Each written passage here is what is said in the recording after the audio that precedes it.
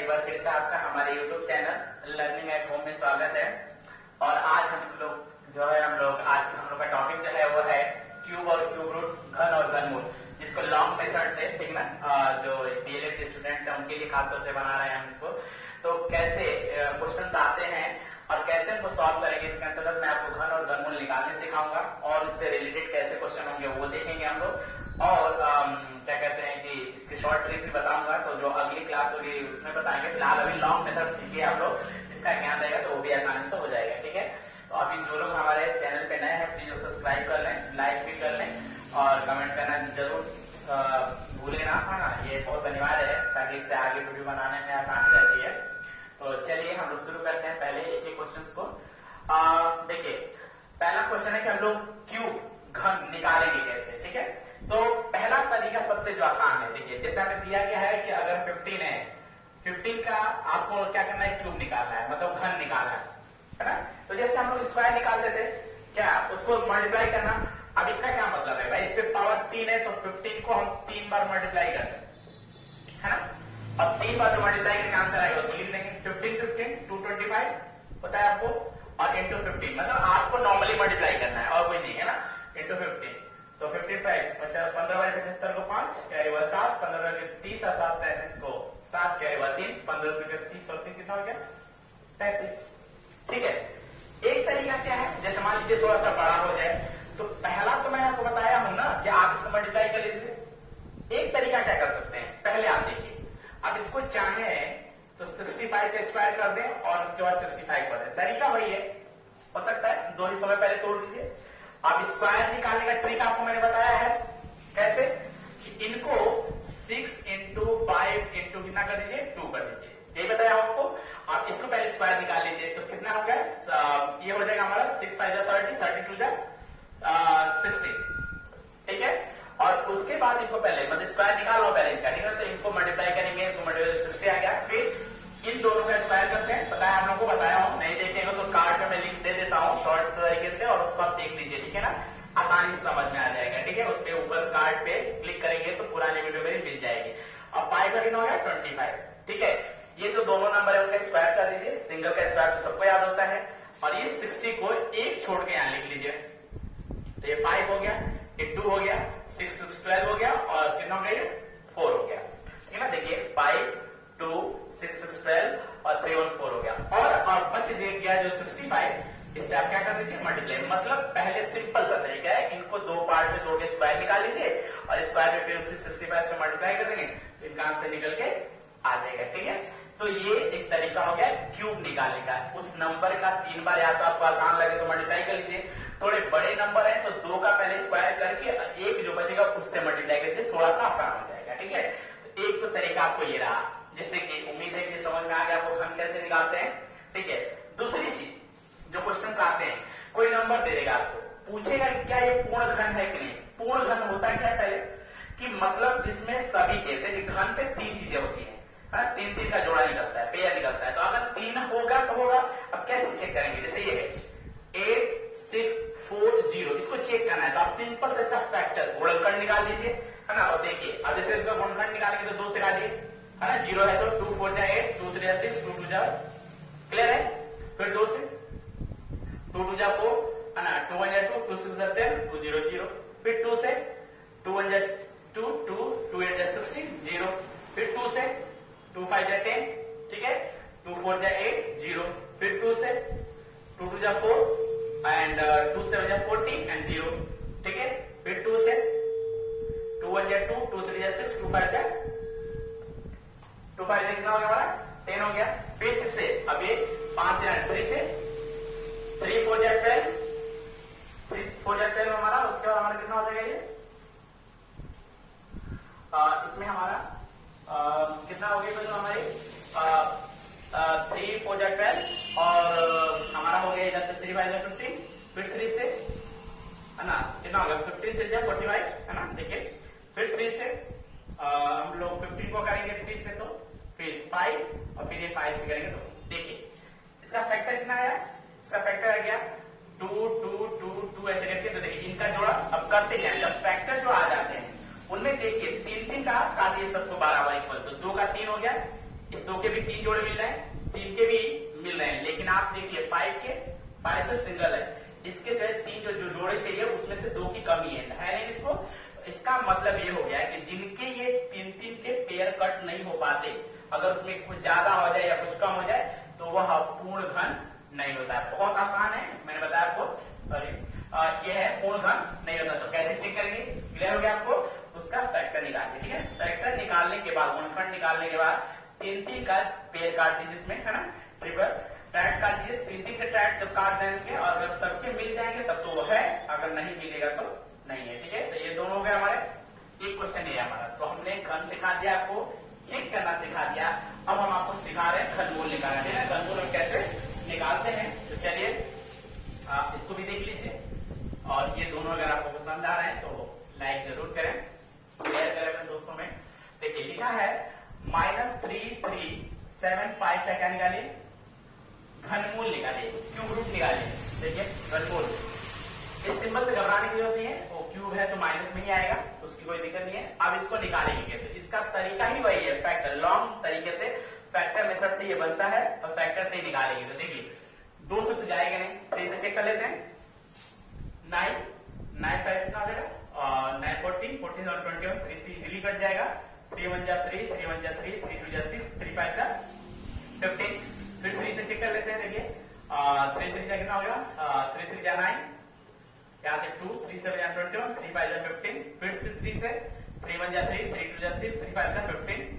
देखिए अब देखें 3 से 3 1 2 1 3 और 3 और 5 कितना हो गया, 3 से जाएगा नहीं तो फिर किससे 5 से सीधा 5 2 जा 10, 5 5 जा 25, फिर 5 से 5 5 जा 25 और फिर 5 से, ठीक है, यहाँ पे 1 हो गया। अब आप गौर करें, देखिए 3 3 7 5 का जो फैक्टर निकला है वो 3 into 3 into 3 into 5 into 5 into कितना हो गया 5, ठीक है। ठीक है, फैक्टर निकालते हैं, फैक्टर मेथड से ही बनाइए।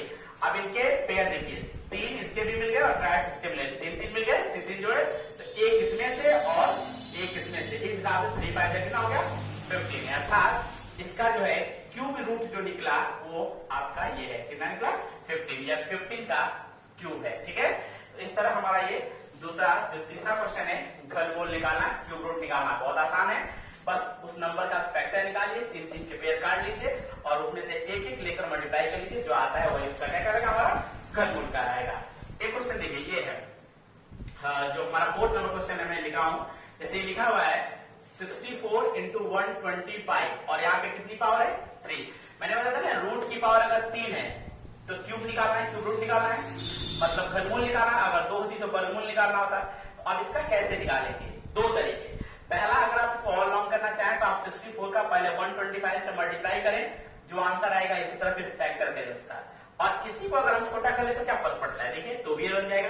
अब यहाँ पे 3 पावर होती है, 64 को पहले तोड़िए ना। तो अगर देखें आप 2 से भी कर सकते हैं, लेकिन अगर बड़ा बड़ा आपको याद है तो 4 जा 16 4 जा 64, देखिए 4 चौको 16 चौको 64 हो गया कि नहीं।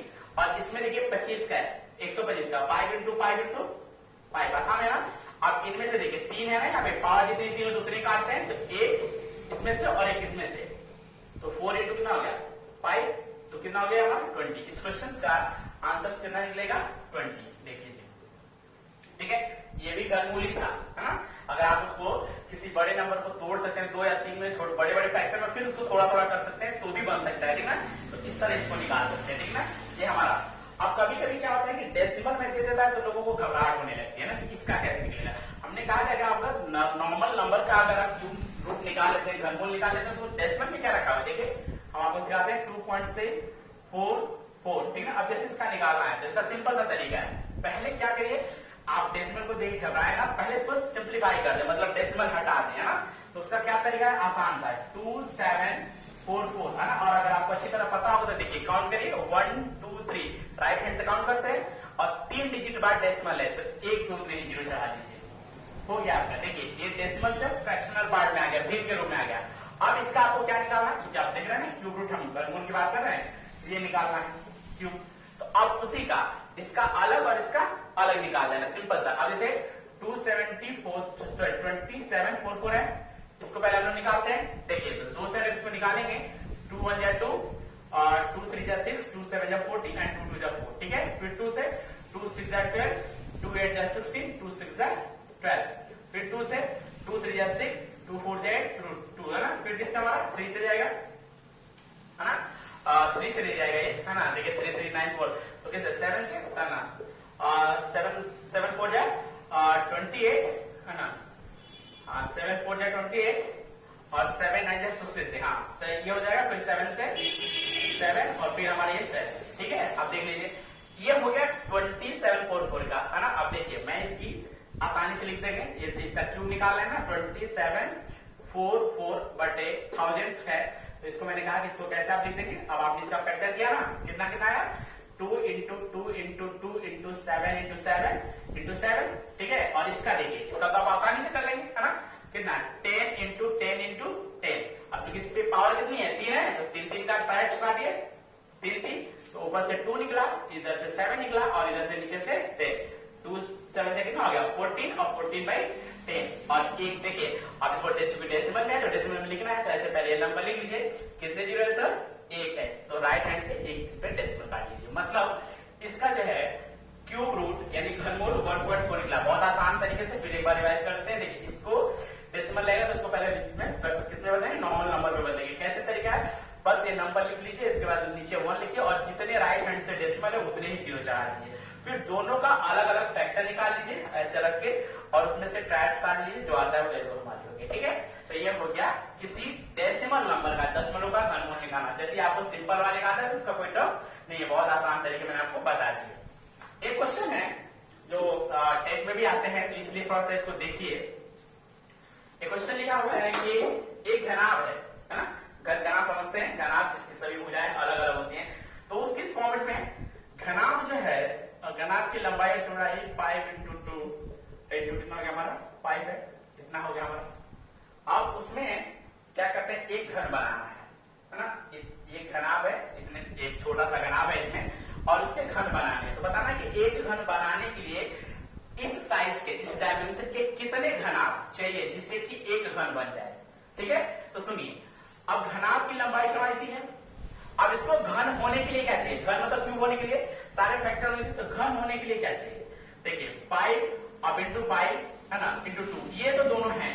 देखिए घन होने के लिए, पूर्ण घन होने के लिए 5 कितने कमी है, 1 5 जो कि 3 3 का होता है तब वो घन होता है, तो 1 5 ही कमी है, दिख रहा है आपको, तो 3 हो गए।